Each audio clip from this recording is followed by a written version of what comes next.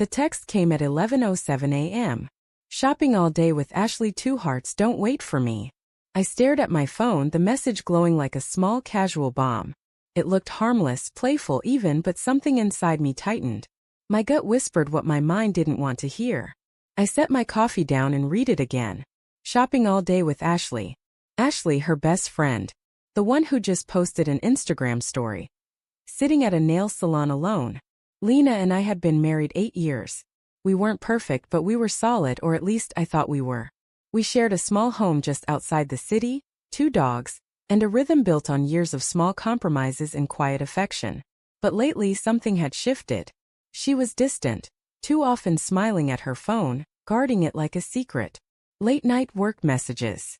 Sudden girls' nights that ended long after midnight. I told myself it was nothing, that I was paranoid, that after all these years she wouldn't betray me. Except now the cracks were starting to look like proof. I opened Instagram again, scrolling through Ashley's stories. A latte photo. A video of her laughing with her boyfriend. No Lena. No girls' day. My pulse quickened. I typed a message to Ashley. Nothing confrontational, just casual. Hey, just checking, Lena's with you today, right? The dots appeared, then stopped. Peered again. No? Haven't seen her all week. Everything okay? My hand went cold. I stared at that message for a long moment, then set the phone down on the kitchen counter. The sound of the ticking wall clock filled the silence like a countdown. By noon, I'd already checked her location through Find My iPhone. She'd turned it off. That was new. My wife never turned it off, not even when she went to work or the gym. I felt a strange mix of anger and grief twist inside me. It wasn't just the suspicion. It was the feeling that the person I trusted most was slipping away. Right in front of me with a smile. I wasn't the jealous type. I'd never been. But this wasn't imagination. This was a pattern forming, and I'd been too blind to connect the dots. I opened her laptop, still logged into her iCloud account. Felt wrong, like trespassing, but I told myself honesty doesn't hide behind passwords. Messages popped up instantly. Most were normal texts with coworkers, reminders, grocery lists. And then I saw one name that froze me. Evan. A coworker. Charming, confident. Always the one who just gets her humor. Their messages started innocent jokes, memes, late-night work talk. But then came the photos. The wish you were here texts. The subtle flirting that turned slowly into something unmistakably intimate. Can't stop thinking about last night. Neither can I. Your trouble. My stomach dropped. The world seemed to shrink to the soft glow of that screen.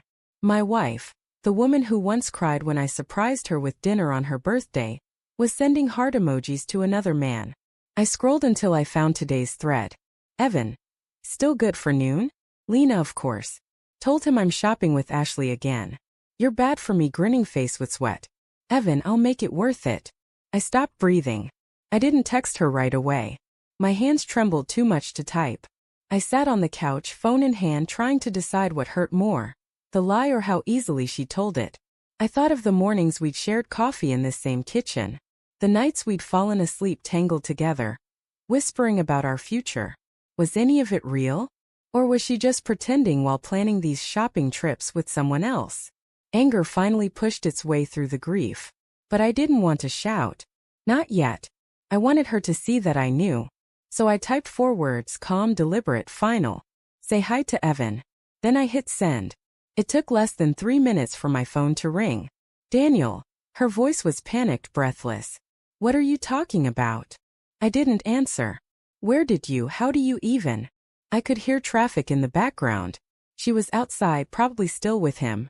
I imagined her eyes wide, searching for an excuse that wouldn't crumble. Come home, I said quietly. Now. There was silence. Then the line went dead. She burst through the front door 40 minutes later. Cheeks flushed, eyes red. I was sitting at the dining table, her phone messages open on my laptop. She froze when she saw it. Daniel, please. Save it, I said. My voice surprised me. Calm. Cold. The kind of calm that only comes when something inside you breaks completely. I can explain, she tried, but even she didn't sound convinced. Explain what? The lies? The lunches? The hotel receipts in your email? Her lips parted, trembling. It wasn't. It wasn't supposed to go that far. That's what they all say, I said bitterly. She sank into a chair, burying her face in her hands. For a long time neither of us spoke. The air felt thick with everything we weren't saying. Finally she whispered, "I didn't mean to hurt you." I laughed. A low humorless sound. "You just didn't mean to get caught." Her tears came then, but I couldn't bring myself to comfort her. I used to hate seeing her cry. Now it just made me feel tired. "I was lonely," she said. "You've been distant lately. Always working, always tired. Evan just noticed me." Her words landed like knives. "So you decided to reward him for noticing you?" I asked quietly. She flinched. "I know how it sounds." "No," I cut in. "You know exactly what it is." We sat in silence again. The clock ticked. Outside, the wind rattled the windows. I remembered the night I'd proposed. How sure I was that she was the one. How I'd promised her forever, believing she wanted the same. But forever doesn't survive secrets. Finally, she said softly, "Can we fix this? Please. I'll end it. I'll do whatever it takes." I looked at her, really looked at her. The woman I'd loved more than anyone. The one who just shattered every ounce of trust I'd built. "Lena," I said, "you already did whatever it takes. Just not for us." That night, she slept in the guest room. I lay awake staring at the ceiling, listening to the sound of her quiet sobs through the wall. I wanted to hate her. I wanted to storm in there and tell her how much she'd ruined me. But the truth was simpler, crueler. I still loved her. And that made it worse.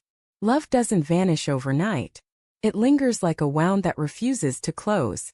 In the morning, she handed me her phone. "You can read everything. I'll show you everything. Just, please don't give up on me." But I didn't need to read more. I'd seen enough. "I'm not sure what's worse," I said, my voice cracking. "The betrayal, or how easy it was for you to lie about it." She broke down again, begging for another chance. But I was done begging the universe to give me back something that no longer existed. "You can stay until you find a place," I said. "But after that, we're done." Her sob caught in her throat. "Daniel, please." "I can't," I whispered. "I don't even recognize you anymore." The day she left, she stood by the door for a long time, suitcase in hand. "I'm sorry," she said one last time. "I know," I said. "But sorry doesn't make me forget." When the door closed behind her, the silence was deafening. I sat down on the couch, phone still in my hand, staring at the last text she'd ever sent me. "Shopping all day with Ashley 2 Hearts, don't wait for me." I almost laughed. The irony of it. Because now she was gone, and I was finally done waiting.